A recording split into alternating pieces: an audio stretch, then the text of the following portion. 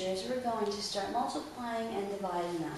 And before we do, we're going to go over our two vocabulary terms, both of which are not only familiar, but words that you have been using for a very long time. Our first is product, and the definition of product is that it is the result of multiplying two or more numbers. So it's the answer to a multiplication equation or expression. And then quotient is the result of dividing two numbers. So again, it's the answer to a division problem. Now before we go on to our two examples, what we need to do is go over the rules for multiplying integers and then the rules for dividing integers.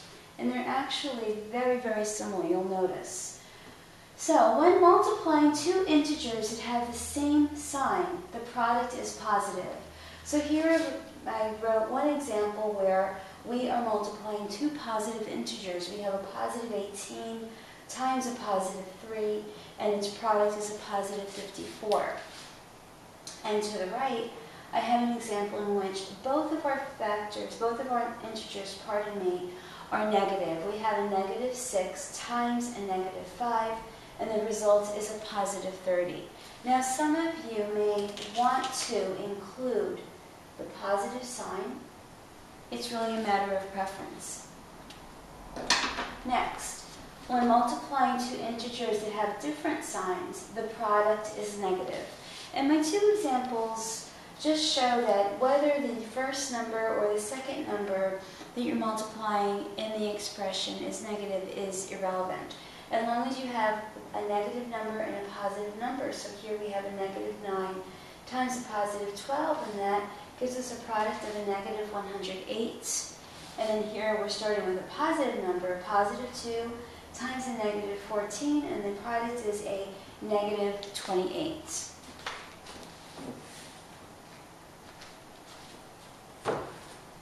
Here we have our rules for dividing integers. When dividing integers of the same sign, the quotient is positive.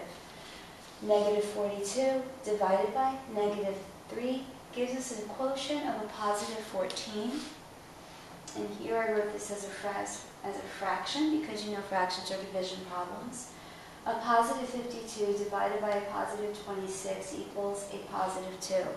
So again, I'm sure you see the similarity between the rules for multiplying and dividing fractions. When you're working with numbers and both the signs are positive or both are negative, your product or your quotient will be positive. And then if you're working with when you have a positive number and a negative number, positive integer and a negative integer, the product or the quotient will be a negative number. Here, when dividing integers with different signs, the quotient is negative. Here we have a negative 36 being divided by a positive 4.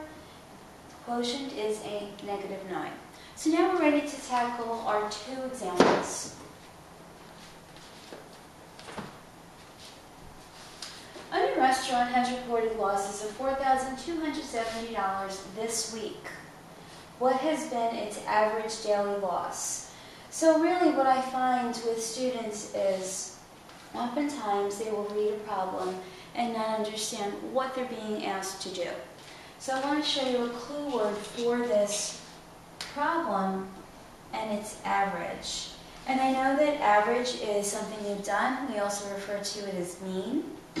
We haven't done it yet this year, we will, but I know you've had it in the past. So what we have to do is we have to divide two numbers to get our answer, to find our average.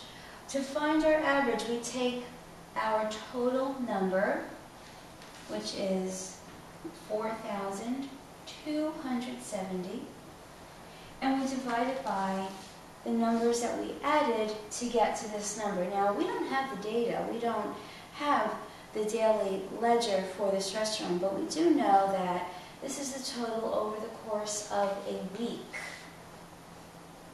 Since there are 7 days in the week, we are going to I'm going to divide this by 7. But there's one more thing that we have to do. Here's another clue word. Losses.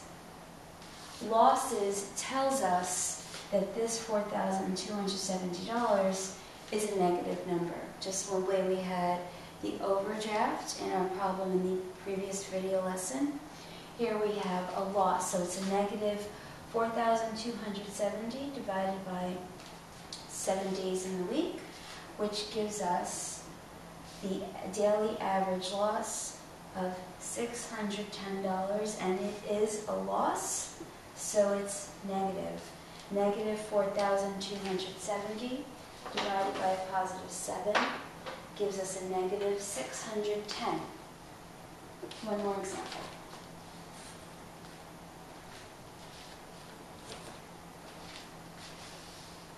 A deep-sea diver descends below the surface of the water at a rate of 60 feet per second.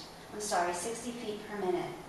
What will the diver's depth be after 10 minutes? So here what we have to do, our operation is to multiply.